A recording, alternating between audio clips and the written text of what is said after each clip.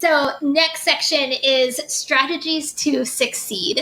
So what is your strategy to achieve your goals daily? And do you actually have a daily goal, weekly goal? I'm glad you said weekly, because I definitely think that having a daily goal can kind of set yourself up for, I don't want to say failure, but not meeting your goal.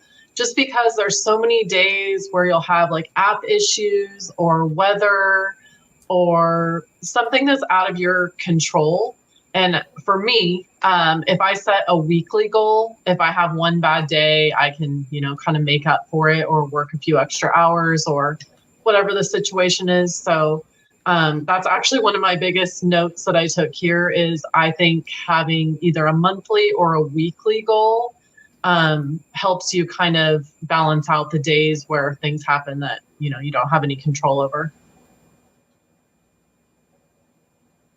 Yeah, I agree. I'm a lot more comfortable with weekly because daily is it's too hard. It changes. Sometimes your daily could be, for example, depending how bad a market can be, I've seen people say it, $60 a day, that's atrocious. But if it comes to weekly, I have a better mindset that, okay, I can, do these hours to make up for it. And then it becomes better. You did not just put oven cleaner in that chat. He did. Mon Dieu, c'est quoi ça? Hey, I'm on the ball. Come on. We get a penny out of each sale. That's all we do. So. Oh my gosh.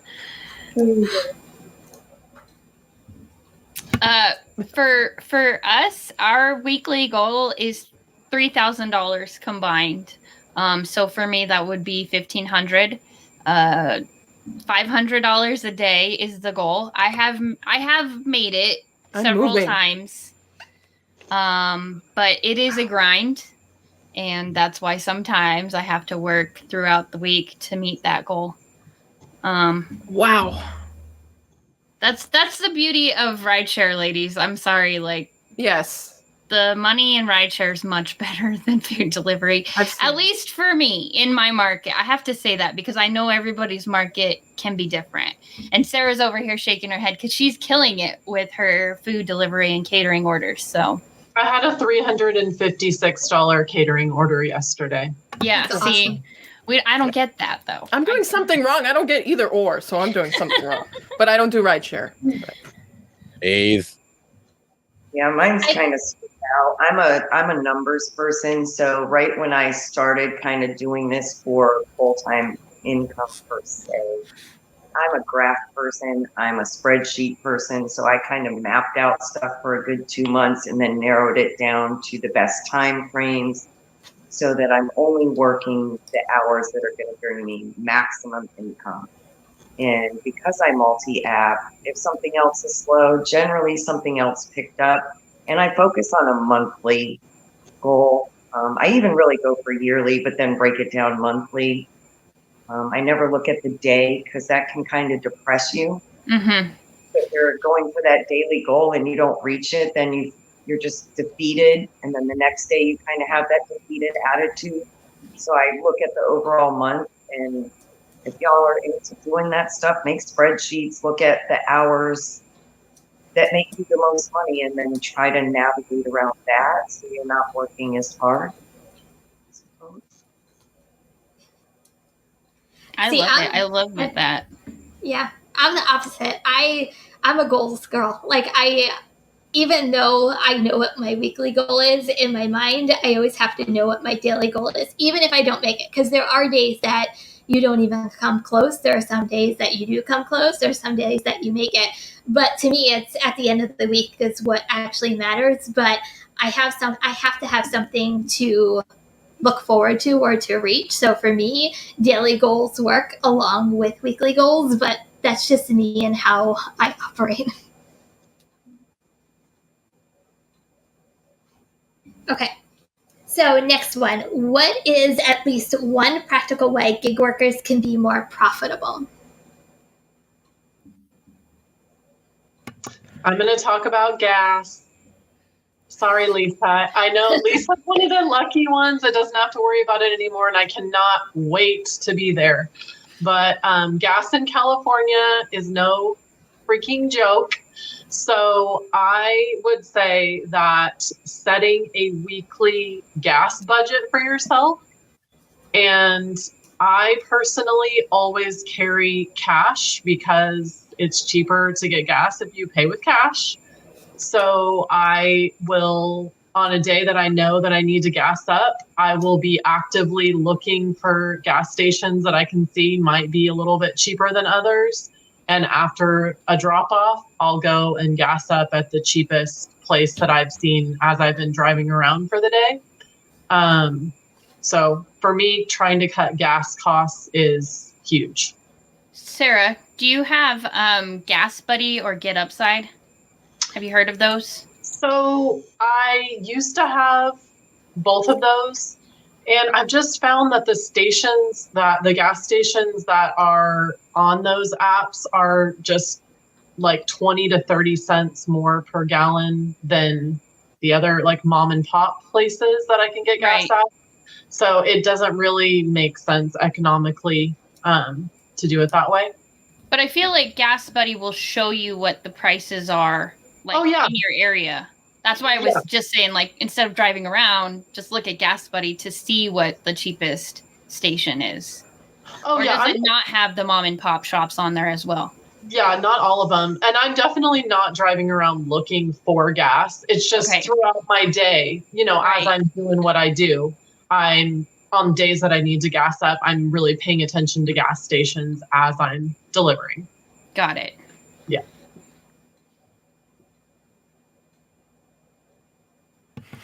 Okay. Anybody else? Oh, yeah. My answer is do not accept every order that these companies throw your way because you will go poor. Yeah. That's it. I cherry pick. Decline garbage. Know your worth. Yeah. hashtag. No, I can't stand it. And I've had a driver when you're in the restaurant and you're just talking. They're like, oh, yeah. So what's your order? I'm like, oh, it's an $18, 6 kilometers. Yes, sorry. I know the conversion anyways. And then I'm like, oh, so what do you got? Oh, I got $6.50. You got what? You accepted that? For how long? 4 kilometers? I'm like, oh, bro, no. And so they're like, but they got the color indicator telling me about my cancel. I'm like, cancellation rate and acceptance rates are 2 different things. You can decline. I told my brother just yesterday, I have a 2% on Uber for acceptance rate. He's like, wow, know your worth. On that side. No, this side. There it is. Know your worth. Yeah, I guess it just goes back to what I just said, that I focus on the hours that make me the most money. I don't take anything that's going to cost me. It has to be profitable because I do rideshare and food delivery. I know the standard is $2 per mile for delivery. With rideshare, you're not getting that unless there's surge or bonus. It's just not going to happen. So I tend to bump up my delivery acceptance for those orders. I want higher paying orders to make up for the crap that I'm going to get on rideshare. So it balances out, and I only work the hours that are going to be profitable, period. I don't work unless I see profit. Yeah, I don't have anything to add. I feel like they've all covered it. Yeah, for me though, I just want to add track your miles. Like, I know it should be a given, but I feel like we go through tax season every year, and someone somewhere goes, "I haven't tracked my miles yet," and I'm like, "Oh, track your miles!" Like, I feel like that's like the biggest thing that we do as delivery drivers is track miles and put money away for taxes. Those 2 things are huge with what we do. Okay, so that's 2. So Lisa, why don't you go to the last category so we can get through the last one? All right, so this was an article that Sergio and Chris covered a couple weeks ago, I believe. It's the gamification of gig work. The article is by Vina Debal. Basically, I'm trying to summarize this off of the top of my head. Basically, is saying that the algorithm in these gig apps has been designed to create certain behaviors from the drivers. So sort of like like you get a treat like the Pavlov experiment where the guy like rings a bell, gives the dog a treat, the dog drools, and then they just learn that if the bell is rung, then they're gonna get a treat, so they start drooling. So do you agree that gig apps have been developed to create a sort of Pavlov type behavior from gig workers? So right when the Diamond program hit Sacramento, my little Facebook group of Dashers, we all talked about, we didn't use Pavlov, but that's basically what we were talking about, was the psychology between seeing the diamond on the screen and thinking that you're getting a treat every single time, when, you know, some of the diamond orders are amazing. Some are $6 for, you know, 2.7 miles, which isn't terrible, but it's not a diamond. As I like to say on my channel, it's not very diamondy. And they're not all diamondy, even though you see the diamond. So yeah, when I saw this question, it made me think of that conversation and how the diamond has turned into like the bell ring for gig workers on DoorDash. Yeah, 100%. Skip the Dishes does that down here with a shiny, if you got 80% acceptance rate, you'll get minimum $8 order. And it's like people feed off of that. And it's like, but you can decline that $8 order and potentially get 13, 14, 15, etc. But I find, and my brother's a living example about it, and I've talked about it so many times, it's that flashy, oh, but if you maintain 80%, yeah, but look at the crap I have to take to maintain that. So I think Skip the Dishes down here, which is not in the US, makes that kind of thing. They don't have anything like DoorDash does with the pretty non-diamondy diamond, but Skip the Dishes is like that, and it drives me crazy because it's like, it's an $8 minimum. I can get more by just clicking no. I think all the apps are set up to resemble Las Vegas, from the colors they use. You know, now they've turned to this gray, snowy looking thing, the red in DoorDash. When it's bright red, it will make your mind think, oh, it's busy, there's money, when 90% of the time they just have one order sitting somewhere that didn't get delivered. So everything they do is based on psychology, just like Las Vegas, and I've been to Vegas a lot. And what it's set up is, it gives you that feeling. Even if you know the truth, it still gives you an internal feeling that tricks your brain into thinking, oh, there's money. Oh, this is going to bring me a reward. It's all set up for that. Completely set up for that. Can't convince me any different. No, I agree. On RideShare, there's like the surge, right? And you're told never chase the surge. But if a surge is like within a mile or two of me, for some reason my brain is like, I'm gonna chase that surge. I'm gonna get that $19. There's even been live streams that I've done with my husband where you can hear me going, I'm gonna go get that surge. I'm gonna go get that $23 surge. They better not have surge baited me. Like, and I get it and I freak out. I'm like, yeah, I got it. And it's like hitting the jackpot at Vegas, like seriously. Oh, sorry, but I have found out what the surge is if I see a surge, I'll log out, go to that area before I log in. If you turn it on and head towards that area before you even get there, that's gone. It's obliterate. And with my reserve rides, you still get surge if you accept the reservation ride within that surge. So if I see, like, that's why I do 3 to 6, there's a lot of surge because a lot of people aren't driving. So if I know I have a reservation at 4 and I know this area right here is going to have a $12 surge, I'm driving to that area before I turn on my app so that when that ride comes in, I'm getting the extra 12. But other than that, it's all a game to have you chase the mounts. Yeah, I agree. Yeah. I just think that they all do it, whether it is surges, whether it's even $1 peak pay. How often do you go on a door? I'm like, ooh, there's $1 peak pay, and it's like a dollar. You know, I feel like we're just so tuned in to like, ooh, it's something extra, whatever that is. You know, Spark, it's incentives, Trip, it's bonus. Like, there's something always going on with a lot of these apps. You're like, ooh, I think I can achieve that. That will mean extra money. I feel like they throw that around a lot, and their only end game is to get orders delivered or rides to be taken. So I hate peak pay. What does peak pay mean? No tippers. Right. I'll get more. Lower prices come in, the lower ride share, the lower everything, that they're just trying to get those lowball offers out there. And Yep. I'll drive away from that peak pay. Like, bye. Yeah. This kind of goes into my next question that I want to ask. Have you experienced times when it is normally busy in your area, but your application seems to have ghost banned you so that you're not receiving any offers? Yep. Today. I did today.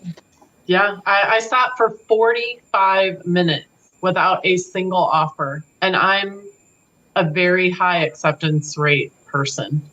So I felt like it was perfect timing for this conversation today, because some days it just does not make sense.